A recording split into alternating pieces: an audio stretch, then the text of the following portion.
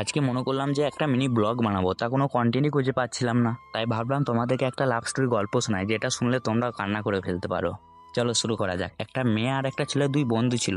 আর ওরা দুজনে কখন যে ভালোবেসে ফেলে যে ওরা দুজনেই বুঝতে পারে না। আর ওদের তখন বয়স ছিল 16 বছর, অর্থাৎ তারা তখন ক্লাস 10-এ পড়ে। দিয়ে ওদের সম্পর্কটা বেশ 4 বছর ধরে চলছিল। আর ওরা তখন এতটাই দুজন দুজনকে ভালোবেসে ফেলেছে যে তাদের পরিবার না মানলেও তারা পালিয়ে বিয়ে করবে, তারা শপথ করেছিল। তারপর কিছুদিন পর তাদের দুজনেরই পরিবার জানতে পেরে যায় যে তাদের সম্পর্ক আছে, আর তাদের দুজনেরই পরিবার মানলো না। কারণ ছেলেটা ছিল মুসলিমদের আর মেয়েটা ছিল হিন্দুদের, তাই পরিবার মানলো না।